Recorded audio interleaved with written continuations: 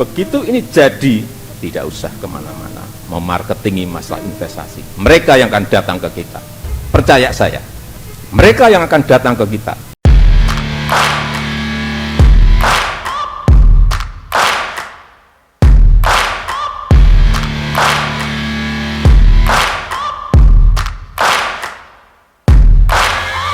Searching for greatness in a sea of the dying and shameless, a sea of the aimless. I don't wanna be.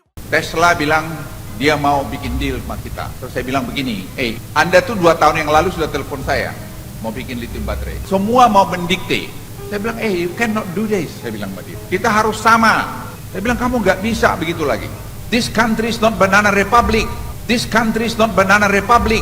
Kemungkinan Elon Musk di sini pasti akan menyesal ya, karena kalau semua rangkaian itu jadi, Elon Musk sendiri yang pasti akan datang ke Indonesia dan akan berinvestasi. Kita ketahui kan, kalau nggak salah sih, Tesla itu sudah mendirikan pabriknya di Malaysia dan juga di Singapura, dan bahkan tidak di Indonesia. Padahal Presiden Joko Widodo kemarin ya sudah bertemu dengan CEO dari Tesla, Elon Musk. Ya namanya berusaha ya, Presiden Joko Widodo bahkan kepingin menarik Tesla mendirikan pabrik baterai di Indonesia, mendirikan pabrik mobil Tesla di Indonesia, tetapi ya apa boleh buat, ternyata Elon Musk malah mendirikan pabrik di Singapura dan di Malaysia. Yang saya heran, kenapa kok di situ? Padahal itu bahan bakunya semua tersedia di Indonesia. Semua tersedia di Indonesia, mulai bahan baku apapun ada di Indonesia. Saya sangat heran sekali kenapa pilih di Singapura dan bahkan di Malaysia. Nah, padahal kalau melihat dari berita ini ya, yaitu di sini bahkan ada berita perusahaan Inggris, Cina, dan Korea antri bangun pabrik baterai listrik di Indonesia. Kalau melihat ini bagaimana ya? Kira-kira di sini juga investasinya bahkan tidak main-main ya. Dari Korea itu bahkan bisa mencapai 9 miliar US dollar. Itu artinya apa? Artinya hampir 40 triliun diinvestasikan ke Indonesia. Bahkan juga ketiga-tiganya di sini bahkan juga mengantri ingin membangun mobil listrik di Indonesia.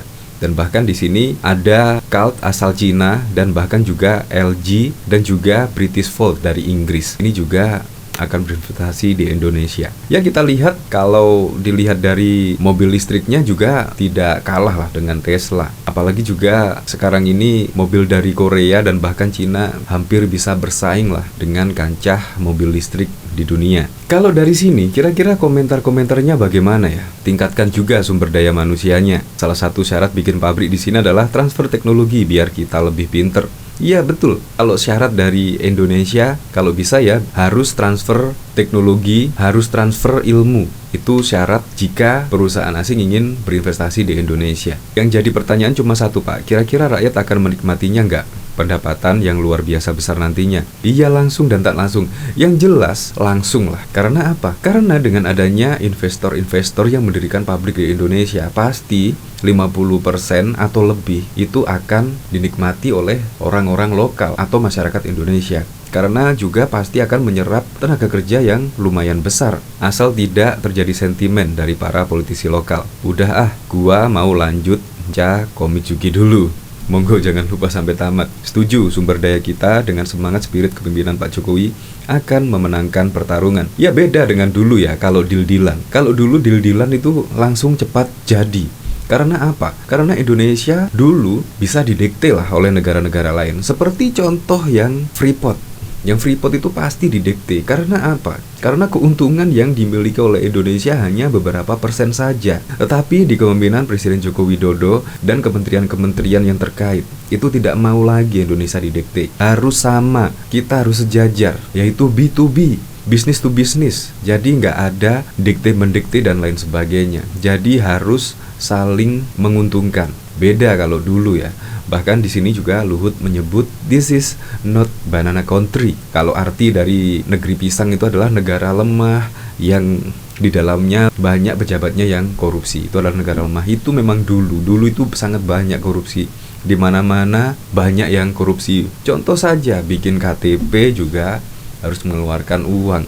Bikin apapun uang. Tapi sekarang tidak seperti itu. Ya akhirnya nggak apa-apalah Tesla tidak jadi bangun di Indonesia, tidak mendirikan pabrik di Indonesia tidak masalah, karena masih banyak lagi perusahaan-perusahaan mobil listrik yang antri mendirikan pabriknya di Indonesia. Ya memang, kurang apa di Indonesia? Semua sudah terpenuhi, tinggal kita mendirikan pabrik, semuanya ada, bahan-bahan bakunya sudah siap, kurang apa? Jadi bisa jadi ya CEO dari Tesla itu menyesal karena tidak mendirikan pabrik di Indonesia. Untuk lebih lengkapnya simak berita berikut ini, Good News Indonesia. Beredar foto-foto CEO Tesla Elon Musk dan Menko Luhut Panjaitan di pabrik Tesla di Texas, AS memberi pesan hubungan Indonesia dengan raksasa teknologi. AS sedang baik-baiknya terutama dalam peluang investasi. Namun, kabar investasi CEO Tesla Elon Musk di Indonesia sempat pasang surut. Tesla sempat melakukan komunikasi serius pada akhir 2020 lalu.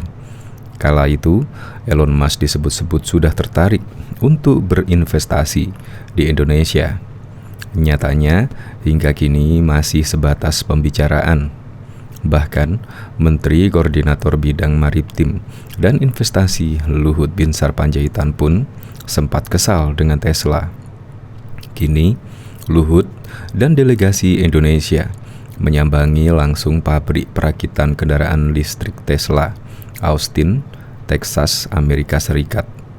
Sinyal kabar baik tampaknya makin kuat soal investasi.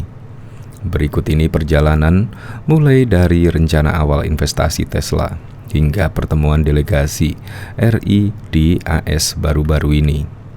Presiden Joko Widodo didampingi Menteri Koordinator Bidang Kemaritiman dan Investasi Luhut Binsar Panjaitan pada Jumat 11 Desember 2020 menelepon CEO Tesla Elon Musk. Pemerintah dan Tesla berbincang mengenai potensi peluang investasi di perusahaan mobil listrik di Indonesia. Pembicaraan ini membahas mengenai peluang investasi perusahaan mobil listrik Tesla di Indonesia. Mengutip keterangan resmi Biro Komunikasi Kemenko Maritim dan Investasi pada Sabtu 12 Desember. Kedua belah pihak bertukar pandangan mengenai industri mobil listrik dan komponen utama baterai listrik.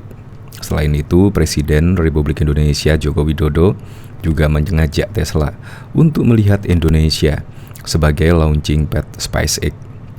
Selain itu, dalam sebuah wawancara dengan Reuters yang dipublikasikan pada Jumat 13 November 2020 yang lalu, Presiden Joko Widodo mengungkapkan pemerintah akan mengirim tim khusus ke AS dan Jepang untuk mempromosikan Omnibus Law Undang-Undang Cipta Kerja. Tim itu juga bertugas untuk mengajak AS di bawah komando Presiden terpilih Joe Biden tetap memilih Republik Indonesia sebagai destinasi investasi. Salah satu perusahaan yang akan disasar adalah Tesla. Menurut Jokowi, tim yang dipimpin Menteri Koordinator Bidang Kemaritiman dan Investasi itu akan bertemu dengan jajaran eksekutif Tesla. Ini sangat penting karena kita punya rencana besar untuk menjadikan Indonesia penghasil baterai litium terbesar dan kita punya cadangan nikel terbesar, kata Jokowi. Sayangnya, Luhut menolak berkomentar secara khusus tentang rencana pertemuan dengan Tesla. Akan tetapi, ia mengatakan ada peluang yang sangat bagus lantaran Tesla berinvestasi dalam pengelolaan nikel Indonesia untuk memangkas biaya. Salah satu poin yang bakal dibawa Luhut kabarnya soal kontrak.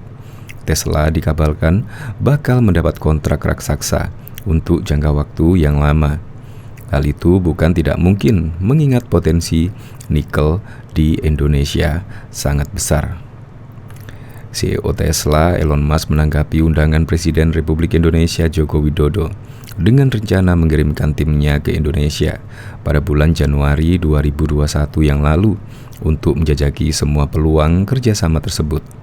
Tidak hanya Indonesia yang mengincar Tesla, diam-diam Thailand juga sedang membidik Tesla untuk membangun pabrik mobil listrik di negaranya. Hal itu tentu jadi kabar mengejutkan di saat bersamaan Indonesia juga sedang merayu Tesla membangun pabrik, khususnya fasilitas pabrik baterai kendaraan listrik di Indonesia. Bahkan diketahui perusahaan Elon Musk Tesla harus memenuhi syarat jika berniat untuk berinvestasi di Indonesia. Hal ini ditegaskan Menteri Koordinator Bidang Kemaritiman dan Investasi Luhut Binsar Panjaitan. Luhut menyebut produsen mobil listrik asal Amerika Serikat itu baru saja menyampaikan minat untuk kembali masuk ke Indonesia setelah sebelumnya batal. Tadi pagi saya telepon dari Amerika. Tesla bilang dia mau bikin deal sama kita, katanya pada 25 Maret 2022. Luhut pun dengan tegas mengingatkan bahwa 2 tahun lalu perusahaan Elon Musk itu pernah menyampaikan minat untuk mengembangkan baterai litium di Indonesia. Namun, rencana itu batal karena perusahaan itu dinilai terlalu banyak mendikte. Saya bilang, Hei, Anda itu 2 tahun yang lalu sudah telepon saya mau bilang litium baterai. Anda semua mau mendikte. Saya bilang, hey, you cannot do this. Today is different. Kita harus sama. Saya bilang, kamu gak bisa begitu lagi. This country is not banana republic. This country is a great country. Cerita Luhut. Indonesia sudah memiliki kesepakatan bisnis dengan perusahaan baterai kendaraan listrik asal Cina dan Korea Selatan, yaitu CALT dan LG. Keduanya diklaim memegang hampir 55% pasar baterai litium dunia. Kerjasama dengan kedua perusahaan itu diyakini akan membuat Indonesia menjadi pemain global baterai litium. Terlebih pada tahun 2024, Indonesia ditargetkan akan mulai memproduksi litium baterai. Luhut mengingatkan jika Tesla ingin masuk, maka perusahaan itu harus menuruti syarat yang diberikan oleh pemerintah Indonesia. Hal itu, lanjut Luhut, juga diterapkan kepada investor lain termasuk jari Cina. Sejumlah syarat yang diminta pemerintah Indonesia kepada investor asing diantaranya transfer teknologi yang ramah lingkungan, wajib mendidik tenaga kerja lokal, serta memberikan nilai tambah. Saya nggak mau kalau datang deal, jangan kau Tesla yang bikin syarat ke kami. Saya yang bikin syarat ke kamu. Karena itu yang saya lakukan kepada Tiongkok. Tidak pernah Tiongkok kasih syarat ke saya yang kasih syarat. Kau mau nggak kalau kita harus B2B, harus teknologi transfer, harus first class teknologi, harus yang ramah lingkungan. Dia bilang mampu, jadi oke deal, ujarnya lagi. Bahkan diketahui Menteri Investasi, Kepala Badan Koordinasi Penanaman Modal BKPM Bahlil Lahadalia memaparkan perkembangan investasi baterai kendaraan listrik dari 3 negara. Ketiganya adalah Electric Vehicle EV dari perusahaan asal Korea Selatan LG, Contemporary Uptech Technology, CALT asal Cina, dan British Volt dari Inggris. Menurut Bahlil, untuk investasi dari LG dan CALT yang konstruksinya akan dimulai tahun ini bakal menciptakan ekosistem EV dari hulu hingga hilir. Bahlil menuturkan bahwa LG dan CALT memiliki konsep serupa, yakni menggandeng sejumlah perusahaan lokal di bawah holding BUMN, perusahaan pertambangan Main ID. Untuk tahapan penambangan keduanya bekerja sama dengan PT Antam. Kemudian untuk smelter menggandeng Industri Baterai Indonesia atau Baterai Corporation YBC, BUMN yang sahamnya dimiliki oleh Antam, Main ID, PLN, dan Pertamina. Kemudian prekursor katoda, baterai sel sampai recycle. Jadi ini satu ekosistem yang mungkin salah satu pertama kali di dunia, karena yang lainnya itu parsial, kata Bahlil, dilansir dari Antara pada Sabtu 14 Januari. Dari segi nilai investasi, LG bakal mengucurkan modal sebesar 9,8 miliar dolar AS dan CALT sekitar 6 miliar dolar AS. Ini yang sekarang sudah running di tahun ini, kata Bahlil Lahadalia. Berkenaan dengan lokasi smelter berada di Maluku Utara, didekatkan dengan tambang, sedangkan pabrik prekursor katoda sebagian di Batang, Jawa Tengah. CALT lagi menentukan lokasinya antara Batang dan Kaltara, Kalimantan Utara, ujar Bahlil Lahadalia.